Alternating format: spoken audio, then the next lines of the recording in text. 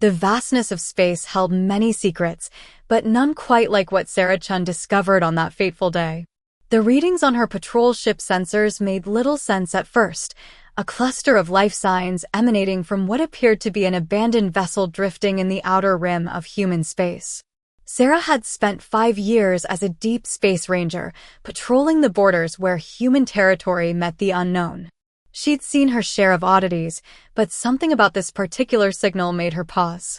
The energy signatures were unlike anything in her database. Control, this is Ranger Chen. I'm picking up anomalous readings from Sector 793. Requesting permission to investigate. The response came back through a burst of static. Proceed with caution, Ranger.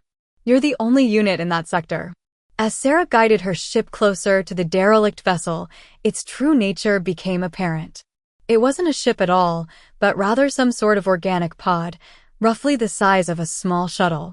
Its surface pulsed with bioluminescent patterns that shifted like waves on an alien sea. The Ranger's training kicked in as she initiated first contact protocols. Her ship's external cameras captured everything while she conducted preliminary scans. The pod's outer shell was composed of living tissue, and inside, Sarah's eyes widened as the readings clarified. Control, I'm detecting multiple life signs. Small ones. I think they're juveniles of some kind. She paused as her scanners revealed more details. They're in some sort of suspended animation. The pod's surface rippled as Sarah's scan passed over it, and suddenly, the bioluminescent patterns shifted from a calm blue to an urgent red. Warning klaxons blared through her ship's cockpit as new signatures appeared on her radar. Control, we've got company. Multiple ships just dropped out of FDL. Configuration unknown, but they're armed. Sarah's hands flew over her controls, bringing her ship's defensive systems online. But she knew that if these were hostile forces, her small patrol vessel wouldn't stand a chance against multiple attackers. The unknown ships moved with predatory grace, their hulls decorated with what appeared to be trophies, fragments of various spacecraft, and what might have been biological specimens. Sarah's blood ran cold as she recognized the implications. Poachers. Spacefaring hunters who trafficked in exotic species. She had mere moments to make a decision. The Ranger protocols were clear. In cases of suspected trafficking, preservation of evidence and life took priority over standard first contact procedures. Sarah didn't hesitate. Control, implementing Emergency Protocol 712. Preparing for immediate retrieval. She knew it was risky. Bringing unknown alien life forms aboard her ship violated at least a dozen regulations. But as she watched the hunter ships draw closer, she knew she couldn't leave these helpless creatures to their fate. Sarah deployed her ship's cargo retrieval beam, watching as the organic pod was slowly drawn toward her vessel's small cargo bay. The hunter ships immediately changed course, accelerating toward her position. Warning shots streaked past her hull, lighting up the void. Come on, Sarah muttered, watching the agonizingly slow progress of the pod. Her ship's computer was already calculating emergency jump coordinates, plotting a course that would take them to the nearest ranger station.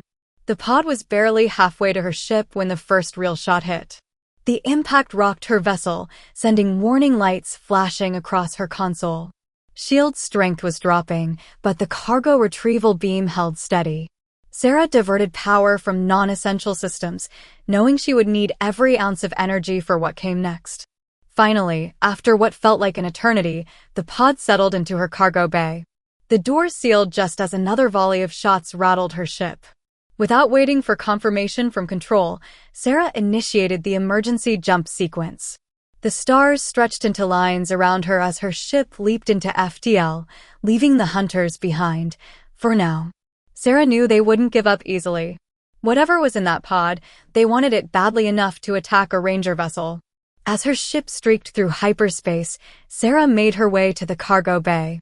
The pod's bioluminescence had shifted again, now pulsing with a gentle green glow.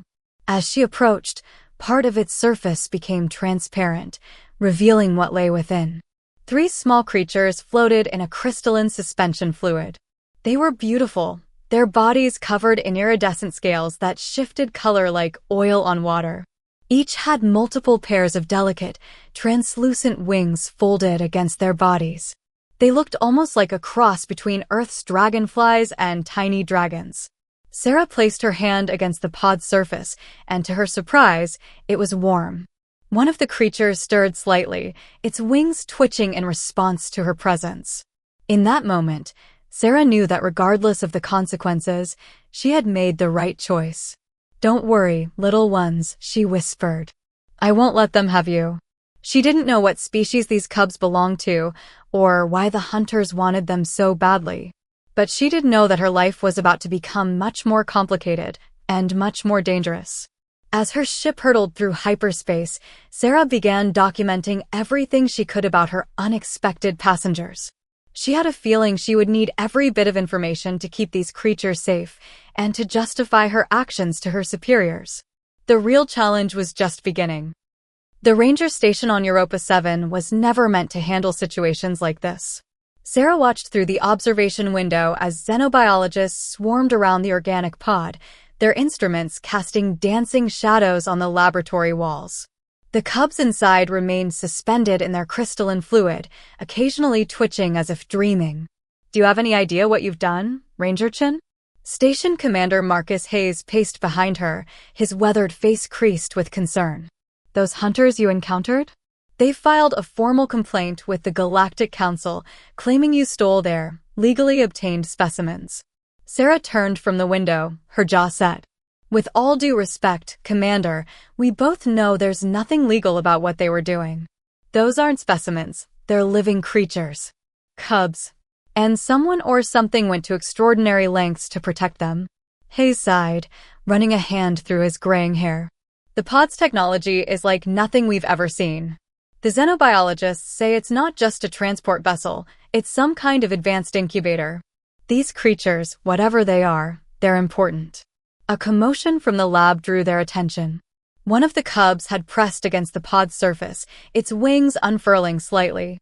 The iridescent scales along its body rippled with patterns of light that seemed almost deliberate. "They're trying to communicate," Sarah breathed, pressing closer to the glass.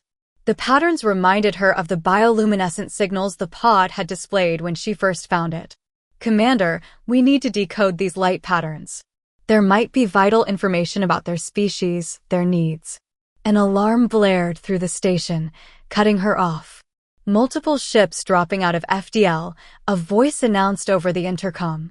Unknown configuration, but energy signatures matched those from Ranger Chen's encounter. Hayes was already moving. "They followed you." Somehow, they tracked that pod across a blind jump. He activated his comm unit. "This is Commander Hayes. All non-essential personnel, evacuate to the emergency shelters. Security teams to their stations." This is not a drill. Sarah's mind raced. The station's defenses were decent, but they weren't designed to repel a determined assault. "Commander, we need to move the cubs. If those hunters breach the station." "Agreed." Hayes turned to the xenobiology team. "Pack up what you need. We're moving everything to the secure labs in the lower levels." He looked at Sarah. "Chin, you found them. They're your responsibility now. Stay with them." The next hour was a blur of activity.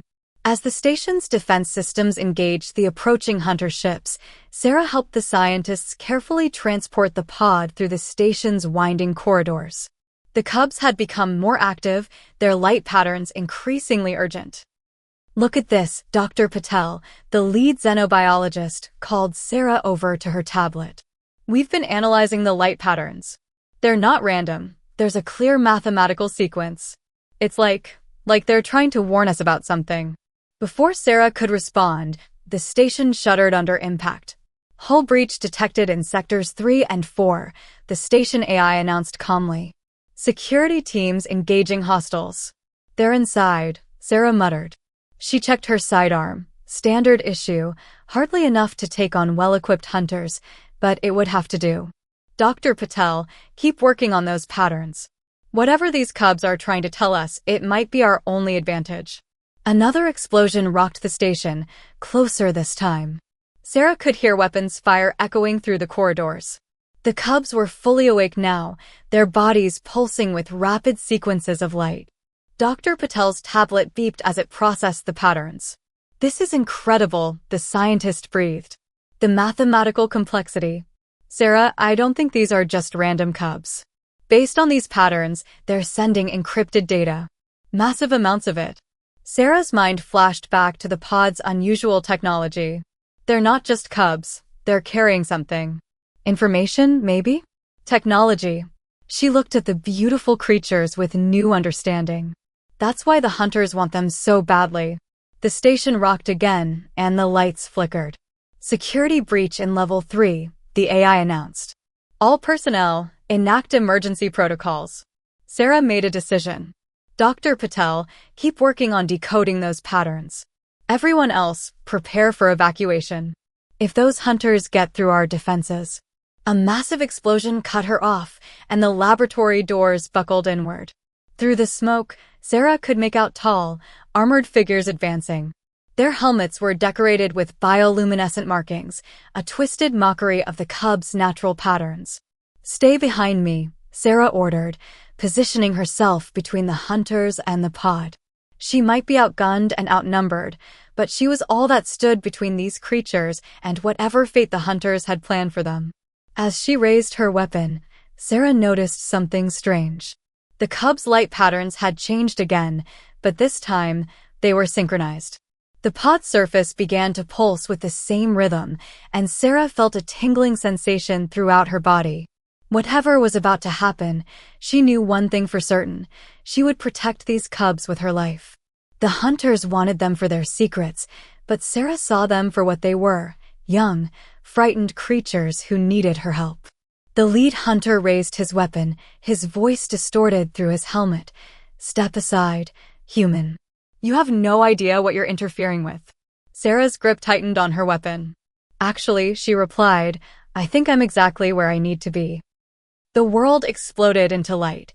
Just as the hunters opened fire, the cubs' synchronized patterns reached a crescendo, and the pod released a pulse of energy that sent everyone staggering.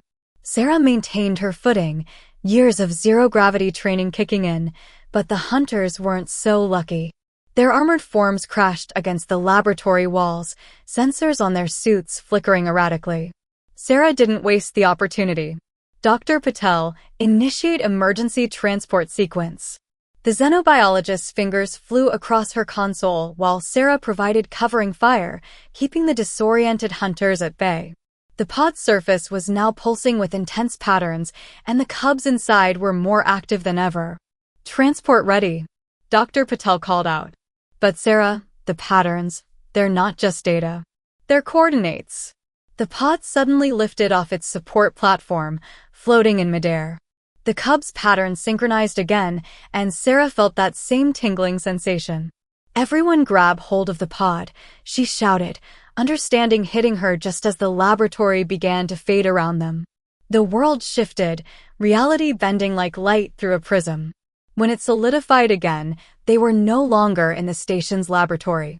Instead, they found themselves in what appeared to be an ancient alien temple, its walls covered in the same bioluminescent patterns the cubs had been displaying.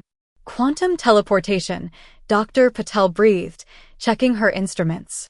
The cubs somehow accessed a network of pre-existing quantum corridors. We're halfway across the sector. Sarah quickly assessed their surroundings. The temple was massive, its architecture unlike anything in human records. Crystalline structures rose from the floor, each pulsing with a faint inner light. The air was breathable, but had an odd, electric quality to it. The hunters will track us here, Sarah said, helping the shaken scientists to their feet. Whatever this place is, whatever secrets it holds, we need to understand it fast. She turned to Dr. Patel. Those patterns the cubs were sending, what else have you decoded? The xenobiologist pulled up her data. It's incredible. The mathematical sequences, they're not just coordinates. They're part of a larger dataset, historical records, scientific knowledge, cultural information. These cubs, they're carrying their entire civilization's legacy in their genetic code. A distant boom echoed through the temple. Sarah checked her tactical display. Multiple ships were entering orbit. They found us faster than I expected. Doctor, keep working on those patterns. Everyone else, see if you can interface with any of this technology. There has to be a reason the Cubs brought us here." As if in response to her words, the Cubs began a new pattern of lights. The crystalline structures in the temple responded, creating a holographic display that filled the chamber. Star maps, technical diagrams, and strange symbols floated in the air around them. "By all that's sacred," one of the younger scientists whispered. "This isn't just a temple. It's a repository. A backup of an entire civilization." Sarah watched as the Cubs' patterns became more complex, telling a story through light and color. She saw images of a magnificent species, beings of pure energy and light, who had seeded the galaxy with their knowledge. But there was something else, a darkness approaching, hunters who sought to steal their power. They're not just random hunters, Sarah realized, watching the historical record unfold. They're the same ones who drove the Cub species to near extinction. They've been chasing them across the galaxy, trying to steal their biological quantum technology. Another explosion, closer this time. The hunters had landed. Sarah could hear their heavy footsteps echoing through the temple corridors. The Cubs' patterns became more urgent, directing their attention to a specific section of the holographic display.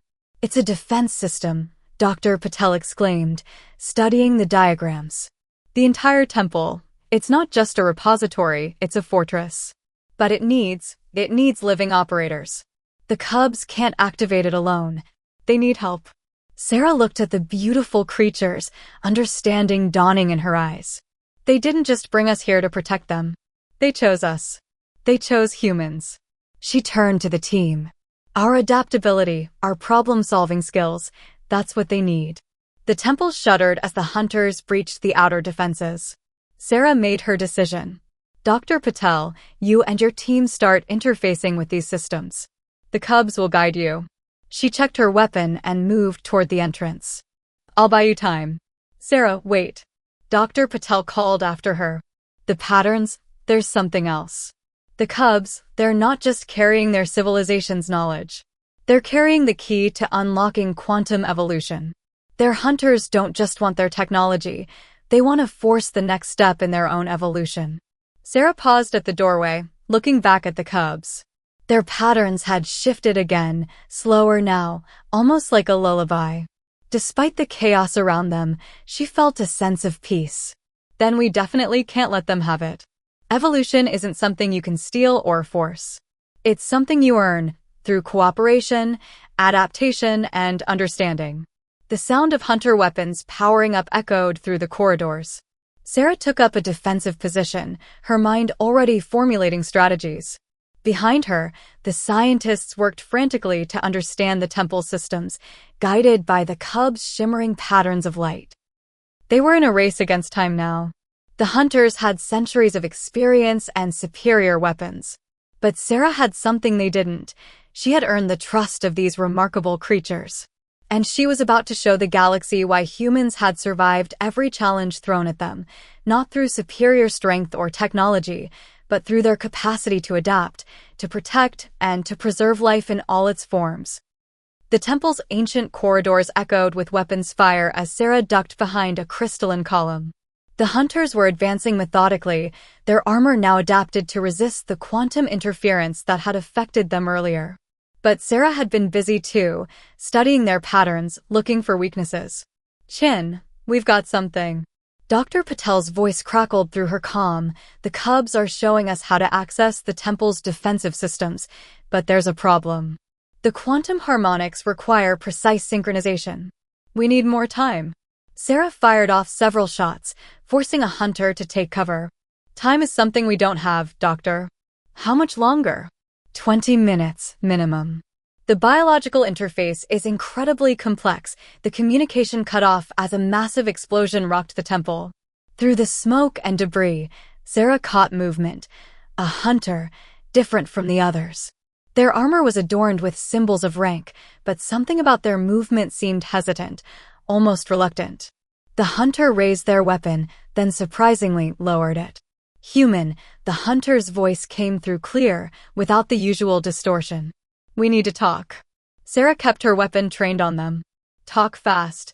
The hunter removed their helmet, revealing features that reminded Sarah of ancient Earth sea creatures, iridescent scales, deep-set eyes that shifted color like oil on water. I am Zarek, chief scientist of the Krax hunting fleet. And you have no idea what forces you're playing with. I know enough, Sarah replied. Those cubs carry the legacy of an ancient species, and you want to steal their evolutionary potential. Zarek's scales rippled with what might have been amusement. Is that what you think? That we're simple thieves. They moved closer, hands raised. We're trying to prevent a catastrophe. Those cubs, as you call them, they're not what you think they are. More explosions echoed through the temple, but they seemed distant now. Sarah's instincts told her to listen. Explain. They're not natural beings. They're bioengineered vessels, created by the Luminari, the species you saw in the holograms. But the Luminari didn't just store knowledge in them. They stored weapons. World-ending weapons. Sarah's mind raced, remembering the complex patterns, the quantum technology. Why should I believe you? Because I was there. Zarek's voice carried ancient pain. My species, the Krax, we were once allies of the Luminari. We helped them develop their quantum technology. But they went too far, trying to force evolution itself to bend to their will. When we objected, they created these cubs, living weapons that could rewrite the genetic code of entire species. The cubs' patterns suddenly changed, becoming more erratic. Dr. Patel's voice came through Sarah's calm again. Sarah, something's wrong. The patterns, they're starting to affect our DNA. The quantum field is expanding. The ancient temple's central chamber hummed with energy as Sarah, Dr. Patel, and Zarek worked frantically to interface with its systems. The cub's quantum field had expanded to fill the entire room, their patterns now so complex they seemed to bend reality itself. The other hunters have breached the outer defenses, Zarek announced, their scales shifting with anxiety. We have minutes at most. Sarah stood before the floating pod, watching the cubs' dance of light and energy. Dr. Patel, talk to me. What have we learned? The xenobiologist's fingers flew across her instruments. The Luminari didn't just create weapons, they created potential. The cubs' quantum patterns don't force evolution, they offer choices. But the choice has to be made freely by all parties involved. Which is why they chose humans, Sarah realized. We're adaptable, yes, but more importantly, we understand the value of free will. She turned to Zarek. Your people helped build this technology. What exactly did the Luminari want to achieve? Zarek's eyes shifted color as they accessed ancient memories. They sought to transcend physical form, to become beings of pure energy and thought. But they didn't want to make that journey alone. They wanted to offer that choice to all sentient species. The temple shook as explosive charges detonated nearby. The hunter fleet was getting closer. Sarah could hear their heavy footsteps echoing through the corridors. The cubs, Dr. Patel suddenly exclaimed. Their patterns, they're not just showing us information anymore. They're asking us questions. Look. The quantum field rippled, forming complex three-dimensional equations and symbols in the air. Sarah felt a gentle touch in her mind, like a question waiting to be answered. They're offering us a choice, Zarek whispered, their scales shimmering with recognition. Not just humans, but my people too. The choice the Luminari wanted to offer all along. Sarah stepped forward, feeling the quantum field respond to her presence. Not evolution by force, but evolution by choice. The ability to grow, to change, to transcend, but only if we choose it freely. The main doors to the chamber burst open. Hunter troops poured in, weapons raised. But they froze at the sight before them. The cub's quantum field now filled the entire chamber with shifting patterns of impossible beauty. Stand down. Sarah commanded, her voice carrying an authority that surprised even her. Look around you. This isn't a weapon to be contained. It's a gift to be understood. The lead hunter stepped forward, weapons still raised. You don't command us, human. We've hunted these abominations for centuries. We know the danger they represent. Do you? Sarah challenged. Or do you only know what you feared they might be? She gestured to the shifting patterns around them. The Luminari didn't create weapons. They created potential. The potential for all sentient species to choose their own path of evolution. She speaks the truth. Zarek moved to stand beside Sarah. I've seen the original data. Our ancestors helped create this technology, not to force change, but to offer choice. We became hunters because we feared that choice. But look at what fear has made us. The quantum field pulsed, and suddenly every being in the chamber could feel what the cubs were offering, not just knowledge or power, but understanding. The ability to see beyond physical form, to glimpse the infinite possibilities that lay before them. We don't have to destroy what we don't understand, Sarah continued, speaking to hunters and scientists alike. We can choose to learn, to grow, to evolve, not through force, but through cooperation and free will. The cubs' patterns reached a new intensity, and Sarah felt their gratitude, their hope. They had waited centuries for species mature enough to understand their true purpose. Not as weapons, but as guides to a new stage of existence. The choice is yours, Sarah addressed the hunters. Continue this endless hunt, destroying what you fear. Or join us in understanding what the Luminari truly offered, the freedom to choose our own path of evolution. One by one, the hunters lowered their weapons. The quantum field embraced them all, showing visions of what could be, not a forced transformation, but a gradual journey of discovery and growth. This is what humanity does best, Sarah said softly, watching as ancient enemies began to understand each other. We don't just survive. We help others survive too. We protect, we learn, and we grow, together. The cubs' patterns formed one final sequence, a message of hope and possibility that transcended language. In that moment, Sarah understood why they had chosen humanity as their guardians. Not because humans were the strongest or the most advanced, but because they could see beyond conflict to possibility. The temple's quantum field stabilized, no longer a potential weapon, but a bridge between what was and what could be. The hunt that had lasted centuries was ending not in destruction, but in understanding. And at its heart stood a human who had chosen to protect rather than destroy, to understand rather than fear. The evolution of life in the galaxy would continue, not through force, but through choice. And humanity would help guide the way. 5 years had passed since the events at the ancient temple, and the galaxy had changed in ways few could have imagined. Sarah Chun stood at the observation deck of the newly established Quantum Evolution Institute, watching as ships from dozens of species arrived for the annual symposium. The massive structure, built around the original temple, now served as a center for interspecies cooperation and research. The cubs, no longer in danger, had grown into magnificent beings that bridged the gap between physical form and pure energy. They moved freely through the Institute's quantum fields, teaching and learning in equal measure. Still hard to believe sometimes, isn't it? Dr. Patel appeared beside her, her hair now streaked with gray, but her eyes still bright with curiosity. To think it all started because you refused to leave 3 innocent creatures to their fate. Sarah smiled, watching as a group of young crack scientists arrived, their scales shimmering with excitement. Zarek, now the head of the Crack Scientific Council, led them toward the quantum research labs. The former hunters had become some of the most dedicated students of the Cubs' knowledge. We've received another 100 applications for the Guardian program, Dr. Patel continued, checking her tablet. Species that once would have fought each other now want to learn how to protect and nurture evolutionary potential. Through the quantum field that now permeated the Institute, Sarah could sense the cubs' satisfaction. They had grown into their role as teachers, helping other species understand the delicate balance between advancement and wisdom. Their patterns, once mysterious, now served as a universal language of growth and possibility. The Galactic Council's report came in this morning, Sarah said, turning from the window. The last of the hunter fleets has officially been disbanded. They're converting their ships into research vessels. She paused, remembering the tension of those first few years. Change isn't always easy, but given the choice, most beings will choose understanding over fear. A soft chime announced the arrival of another group, representatives from Earth's governments.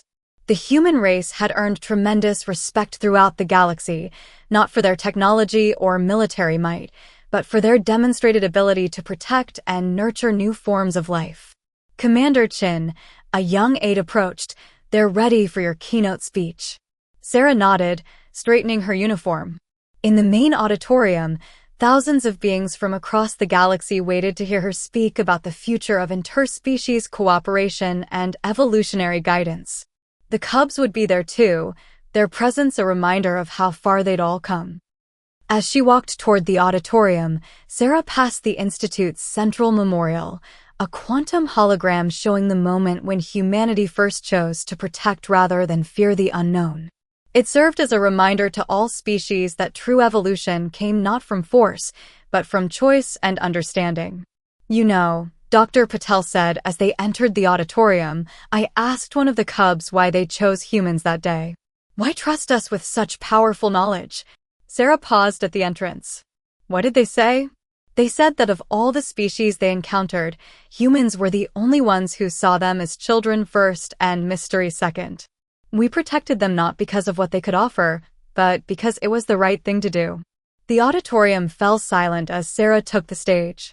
Before her sat beings of all forms, physical, energy, and everything in between. Each had chosen their own path of evolution, guided by understanding rather than fear. 5 years ago, Sarah began. A simple act of protection changed the galaxy. Not through force of arms or superior technology, but through the most basic of human instincts, the desire to protect those who cannot protect themselves. The Cubs floated above the audience, their patterns creating beautiful displays of quantum possibility. They were no longer refugees but teachers, no longer hunted but honored. And humanity had evolved too, growing into their role as guardians of life's infinite potential. We stand here today not as separate species, but as fellow travelers on the path of evolution. We have learned that true growth comes not from forcing change, but from nurturing potential. Not from fear, but from understanding. In the quantum field that connected them all, Sarah could feel the hope and determination of thousands of beings. The legacy of that one choice, to protect rather than destroy, had created ripples that would continue to shape the galaxy for generations to come. The universe is full of mysteries, Sarah concluded, but none greater than the potential within each living being to choose their own path. As guardians, we don't dictate that path. We protect the right of all beings to choose it freely. As applause filled the auditorium, Sarah caught sight of 3 familiar patterns of light dancing above the crowd. The Cubs, now grown but still carrying that same spark of innocence, shared their joy with everyone present. They had chosen humanity as their protectors, and humanity had chosen to become something greater, guardians not just of life, but of the freedom to evolve. The story of the human who protected alien cubs with bare hands had become legend, but its true legacy lived on in every being who chose understanding over fear, protection over destruction, and cooperation over conflict. In the end, that was humanity's greatest gift to the galaxy, not the power to change, but the wisdom to choose how.